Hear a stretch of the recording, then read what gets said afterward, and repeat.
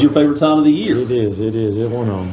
Oh, me. Hey, Coach, you've had some great years at Murray State, done great things, but Hoopalooza, is that one of your greatest accomplishments? Hopefully at the end, when it's all said, hopefully we've got a couple more good runs as a coach and as teams as we go into the Valley. But if you want to talk about legacy and, leaving your situation in a better place, probably this would, I hope this is. And we've been seventh in the country at one point, and last unbeaten team, and we've won tournament games and lottery picks. But this is what it's about. Can you be at a program where people want to come back? Can you be at a program in a community where people care, where people are invested? We've got all that here. And so I hope, when they talk about this is, that's my biggest hope, is that this always continues, because this program deserves it. Because in a lot of ways, basketball program's a huge identity, for everybody in this community. Steve, one of your guests tonight, Commissioner Jeff Jackson from the Valley, is coming down here. I talked with him the other day. He said this event right here is an example of why Murray State was attracted to the Valley. Yeah, this is a basketball, it's a phenomenal basketball program. It's got a great fan base. We've got an unbelievably rich tradition. We've won on the road in big environments. We won in the tournament, like I said. We're going into a league, or we're in a great league now, really competitive. But when you talk about fan base, when you talk about success, when you talk about former players and current players in the NBA, we've done a lot here. We've done a lot here, and there's obviously, the next step. I was talking as a staff. You want to win games. You want to put these guys in great positions to succeed. But from the national perspective, our next step is you got to get to that second weekend in March, and hopefully at some point that'll happen. I don't know if you kept up with this or not. Did you see the OVC 75th anniversary team? I saw it. Scott, I'm thrilled. That's just amazing how Murray State just dominated it. Yeah, a lot of great players, and then Coach Kennedy and Coach McMahon were on there, I think, as well, and maybe even Cal Luther, I think. Yes. So a lot of great coaches on there, along with a lot of phenomenal players, and so we were obviously well represented and deservingly so. Well, your people were on there. That's why we won a lot of games. Of course, you were National Coach of the Year. Yeah, we had got a couple of those guys here. Isaiah is here.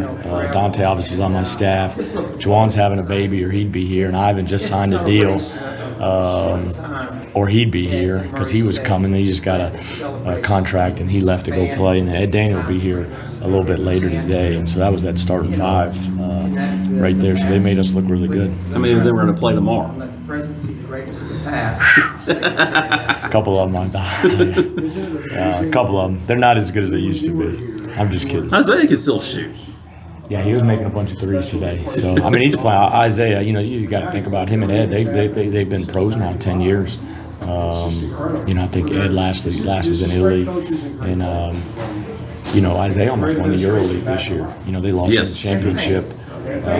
He was very upset about that too. Yeah, and almost won the EuroLeague, and Olympiacos playing in one of the elite programs in the EuroLeague. When you came here with Billy Kennedy, I remember at the time doing stories for the Racer Insider and talking to people, and there were people who told me that the victory that they had over North Carolina State might be the only NCAA win they got to see in their entire lifetime. They saw it as a once-in-a-lifetime thing. In the last little over a decade, y'all have won 4. That's incredible, isn't it? Yeah, and I think a lot of the credit goes to Coach Kennedy, that administration that brought him here and was patient with him, through the beginning years. And then guys like Isaac Miles, Ivan Aska, Jeff McClain, kind of the heartbeat of that 2010 team. We were talking about that team today. They averaged almost 80, gave up 60. We had Del Nero could defend you. Isaac Miles could defend you. Jawan Long off the bench could defend you. They all could get double figures, and Tony easily set a single season shot block record. So that was a special team, without question. Steve, I know we've talked about this. Go over it one more time. How you created Hoopalooza. Yeah, I think you get here, and I remember I vividly Coach Kennedy calling me and saying, hey, or his wife actually called me and said, hey, Coach is getting a Murray State job. He's going to call you. He wants you to come up there with him. And so the first thing you do, at Murray State, it resonates right away. Hey, Murray State basketball. And I looked at the roster, and I'm like, man, they just almost beat Carolina in the NCAA tournament, and they got all these guys coming back. Shoot, this is great. And and Coach was like, before he goes, just know, man, you got Cracker Barrel, Applebee's, and that's it. We got a lot more options now. But, you get here and you meet the people, and you get here and you see just how strong this fan base, the tradition is, how many great players.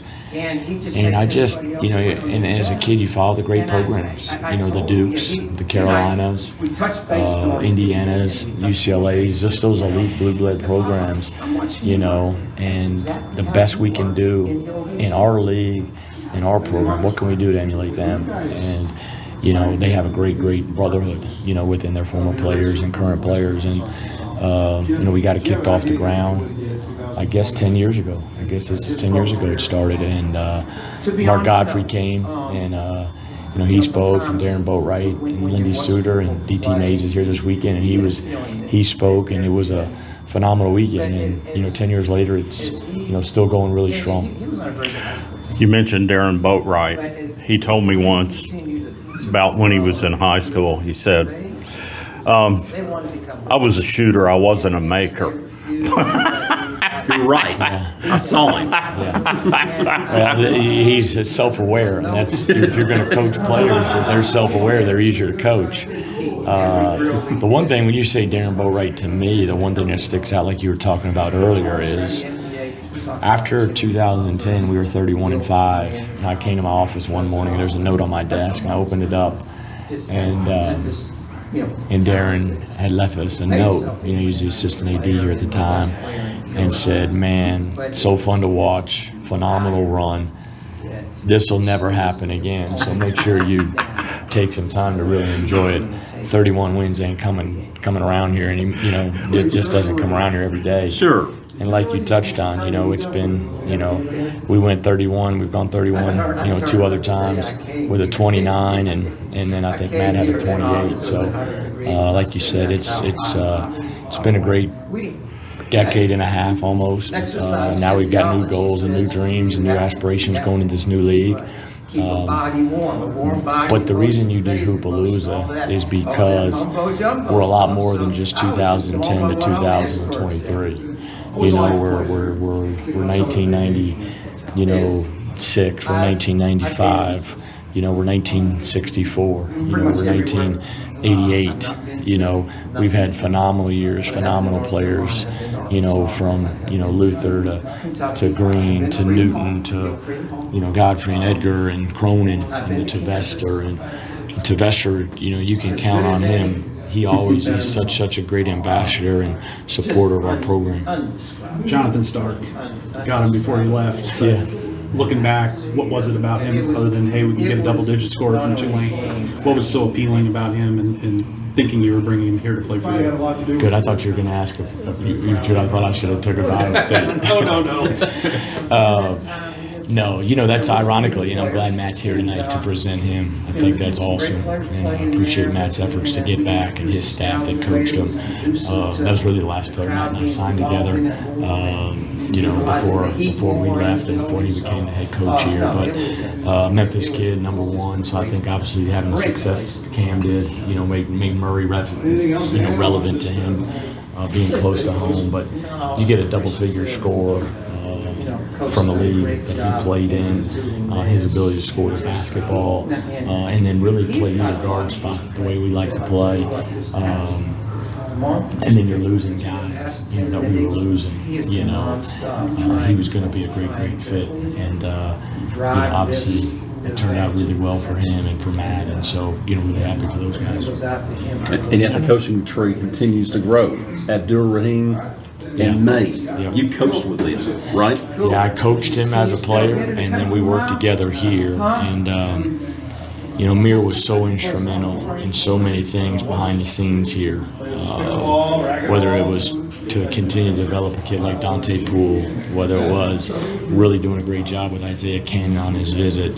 Amir he covers all bases, and he's going to be a superstar, and really proud of him. And he'll tell you this, we're like, you know, brothers, and he's like family to me. And just really happy for him. He had an amazing run at Kennesaw. I remember talking to AD at Kennesaw about him and talking to him about, you know, the pros of taking the job and betting on himself. And he hit the jackpot. He had an unbelievable year, but he did a great job building that program. And South Florida's got a special person leading the program.